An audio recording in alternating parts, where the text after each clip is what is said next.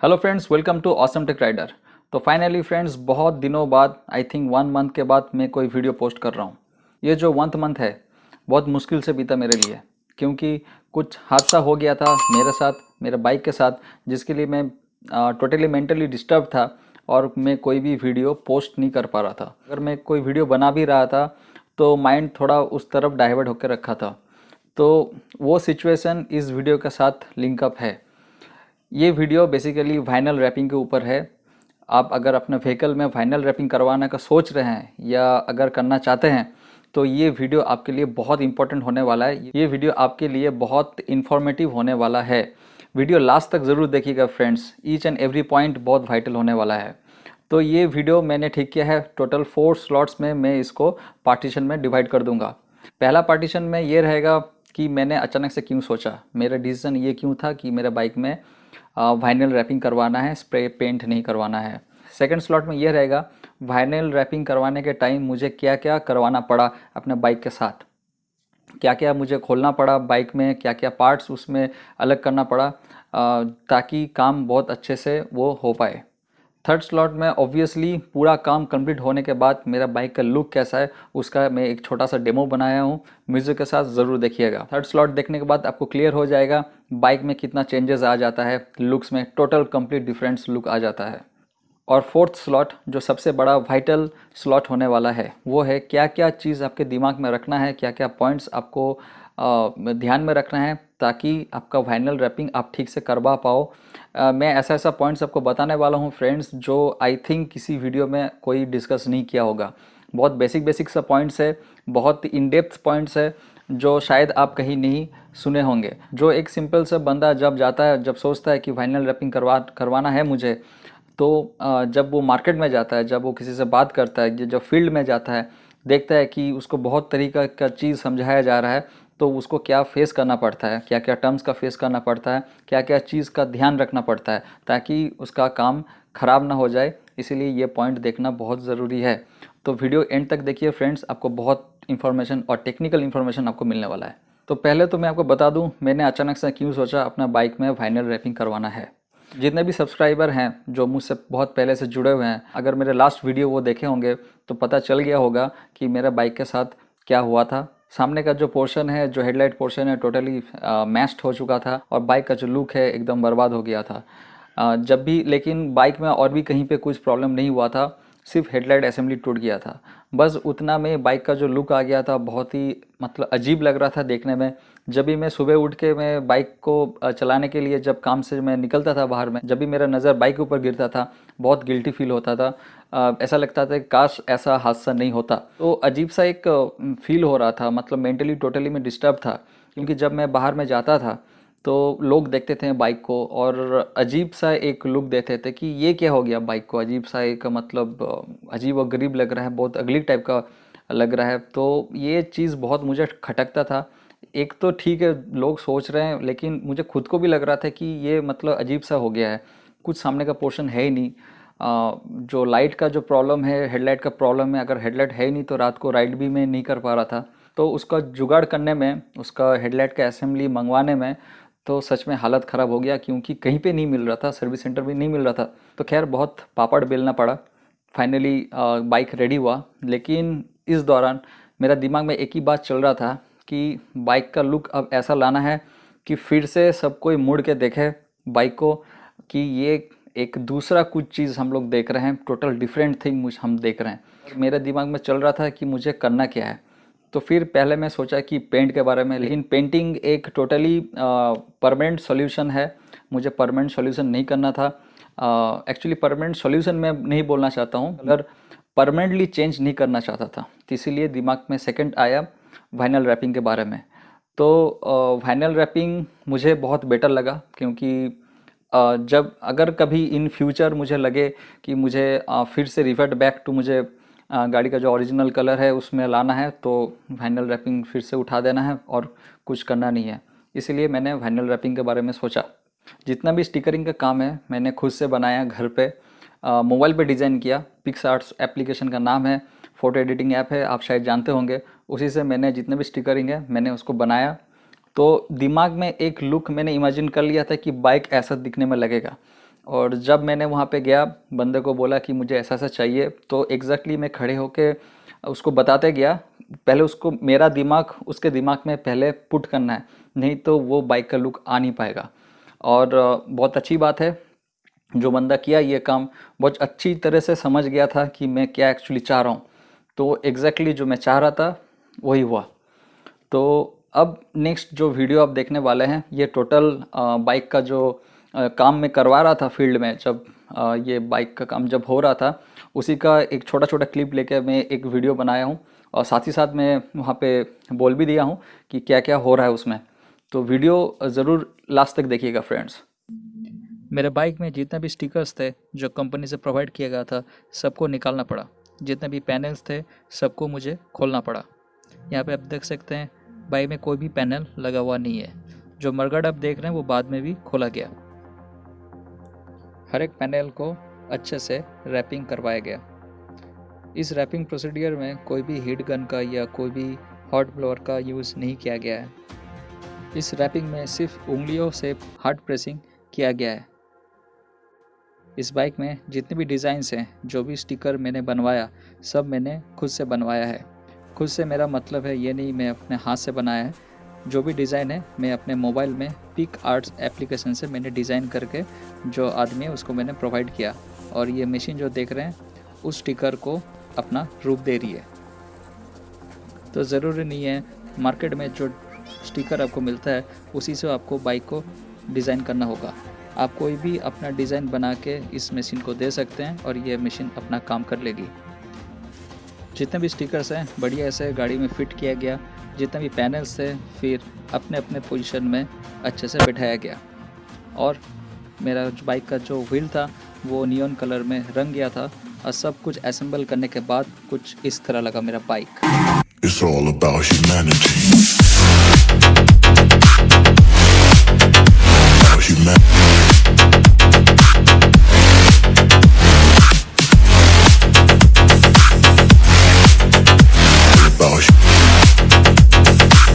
It's all about humanity. About humanity.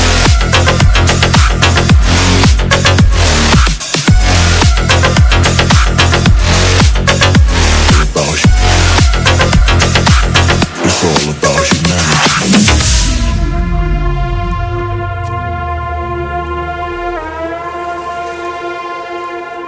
तो अब आते हैं लास्ट पॉइंट में, लास्ट पार्ट में आते हैं, जो सबसे वाइटल इम्पॉर्टेंट पॉइंट है। अगर कोई आप लोग सोच रहे हैं कि वाइनल रैपिंग करवाना है, तो आप देखे होंगे यूट्यूब में कुछ वीडियो देखे, मैं भी देखा करवाने के पहले कुछ वीडियो कि कैसा होता है वो नहीं होता है। तो आप भी ज़रूर देखे होंगे इस वीडियो देखने के पहले, शायद और भी आप कुछ में आप 5-6 वीडियो देख के इस वीडियो में आप आ रहे होंगे। तो एक चीज़ मैं आपको बता देता हूँ, वाइनल रैपिंग 2 टाइप का होता है, ठीक है। एक तो हो गया बाइक का बिना कोई पार्ट खोले उसको रैपिंग करवाना, एक ये हो गया। दूसरा हो गया बाइक का हर एक पार्ट को ओपन करके वाइनल रैपिंग करवाना। अब दोनों में फ़र्क क्या है देखिए। फर्स्ट देखिए, अगर आप बिना पार्ट खोले अगर वाइनल रैपिंग करवा रहे हैं तो काम तो बहुत जल्दी हो जाएगा, लेकिन उतना अच्छा नहीं हो पाएगा जैसे आप अगर पार्ट्स को खोल के अगर करवाते हैं। पार्ट्स खोल के अगर आप वाइनल रैपिंग करवाते हैं तो क्या होता है, जो वाइनल रैपिंग का जो लास्ट एंड पॉइंट रहता है वो लॉक हो जाता है, मतलब वो पीछे मुड़ के वो लॉक हो जाता है। लेकिन ऐसा केस बिना पार्ट्स को खोले नहीं होता। ऊपर ऊपर तो वो चिपक जाता है, ठीक है, इनिशियली देखने में बहुत अच्छा लगता है, लेकिन उसका जो अगर इन फ्यूचर का अगर नंबर ऑफ डेज़ का अगर काउंट करते हैं तो उसका लाइफ उतना नहीं रहता जितना आपको पार्ट्स खोल के जो फिनिशिंग मिलेगा, उतना अच्छा फिनिशिंग आपको, फिनिशिंग में नहीं कहूँगा, उसका लॉन्जिविटी आपको नहीं मिलेगा, ठीक है, अगर आप बिना पार्ट खोले अगर फाइनल रैपिंग अगर करवाते हैं। तो ये एक बहुत बड़ा इंपॉर्टेंट पॉइंट है। दूसरा ये है, ये मेरा टोटली खुद का एक्सपीरियंस है, जितने भी पॉइंट्स मैं आपको बता रहा हूँ, क्योंकि वहाँ पे जाने के बाद जिससे मुझे काम करवाना था एक्चुअली मैंने उससे करवाया नहीं, क्योंकि मुझे कुछ वहाँ पे गड़बड़ लगा, ठीक है, तो मैं वहाँ पे करवाया नहीं, मैं कहीं और से करवाया। दूसरा बात यह है कि फाइनल रैपिंग जब आप करवा रहे हैं तो एक बात उठ के आता है, वो है हॉट ब्लोअर गन के बारे में। तो हॉट ब्लोअर गन यूज़ करना है या नहीं, ये बहुत बड़ा एक पॉइंट है, क्योंकि इसी पॉइंट को बेसिस करके कोई बंदा आपको बोलता है कि इसीलिए आपको ज़्यादा पैसा लगेगा, कोई बोलेगा कि हॉट ब्लोअर गन का ज़रूरत है ही नहीं इसमें। तो ये पॉइंट को मैं क्लियर कर देता हूँ, हॉट ब्लोअर गन का यूज़ करना है या नहीं। देखिए, अगर कोई सिंपल सा सरफेस है, मतलब बहुत पॉइंटिंग सरफेस नहीं है, बहुत कर्वी सरफेस नहीं है, तो हीट गन का ज़रूरत नहीं है, वो हैंड प्रेस से ही हो जाता है। जैसे मेरे बाइक में आप जो जो भी काम जैसे मेरे बाइक में जितना भी काम देखे हैं, कोई भी पार्ट में हीट गन का यूज़ नहीं हुआ है। टोटल थंब और उंगली प्रेस से हुआ है, ठीक है। कोई भी हीट गन का यूज़ नहीं हुआ उसमें।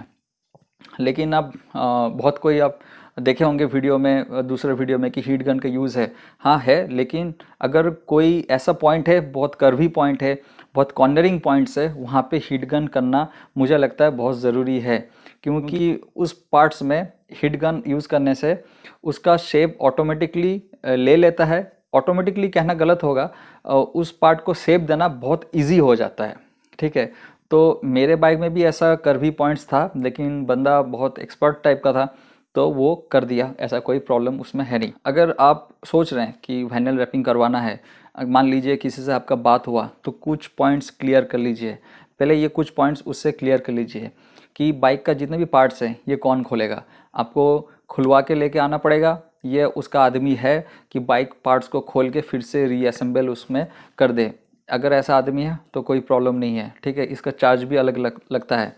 लेकिन अगर ऐसा नहीं है, क्योंकि मेरे साथ ऐसा हुआ था, जिस बंदे से पहले बात हुआ तो वो बोला था कि हाँ आ जाइए, सब कुछ कंप्लीट हो जाएगा। लेकिन वहाँ पे जाने के बाद पता चला कि बाइक पार्ट्स मुझे अलग अलग से खुलवाना पड़ेगा। जैसे पहले व्हील के बारे में बात हुआ था उससे, तो जाने के बाद मुझे पता चला कि व्हील का काम वो करेगा नहीं, वो बोला कि आप करवा लो, उसमें बहुत प्रॉब्लम है, आप करवा लो। तो इसीलिए, और भी कुछ पॉइंट्स है, इसलिए मैं उससे करवाया नहीं। तो ये कुछ पॉइंट्स आप क्लियर कर लो।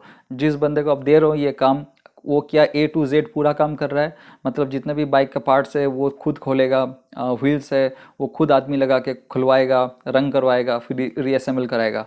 क्योंकि ये वहाँ पे जाने के बाद कुछ और ही बात चेंज हो जाता है।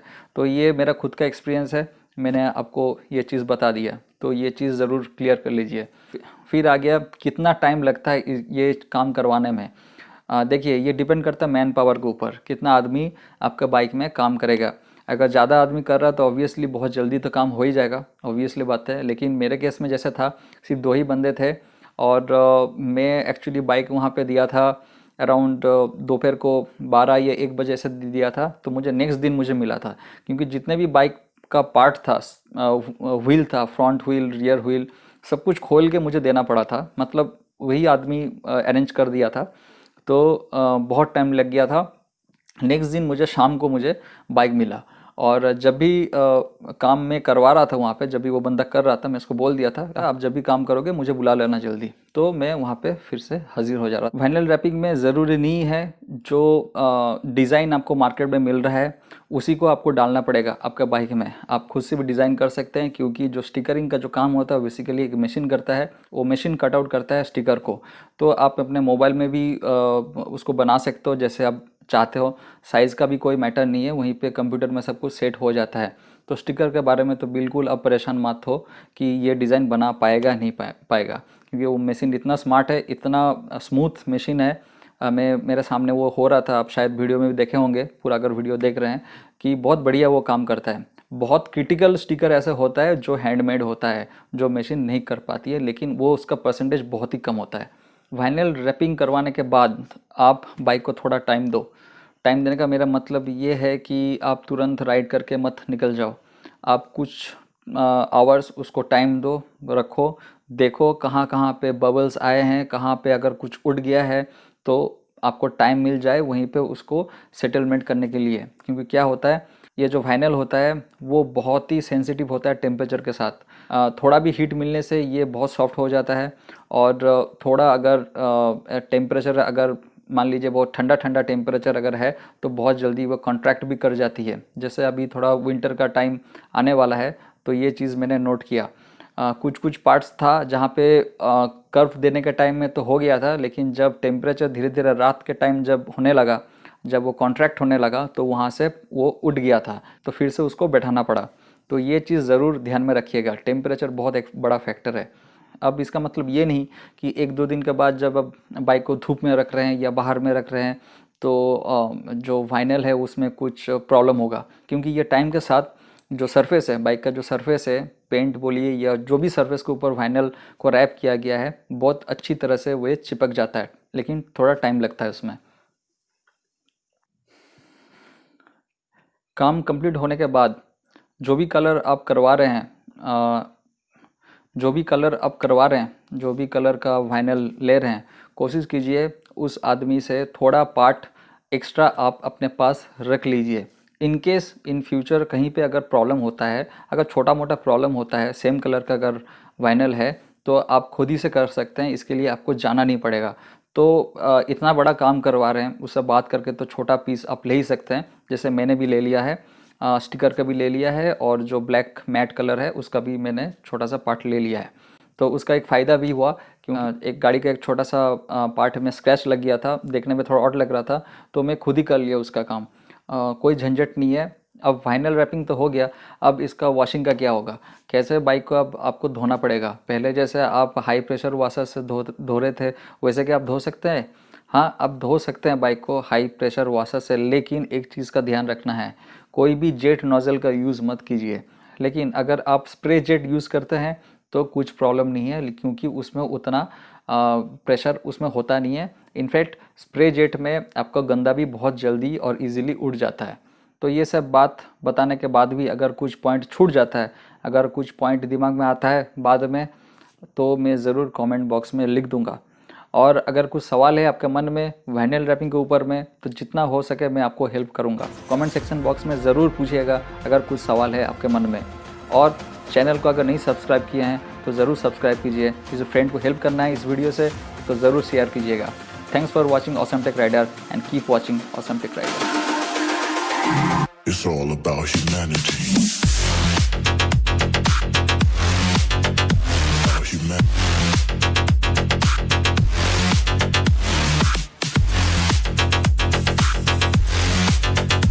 About It's all about humanity.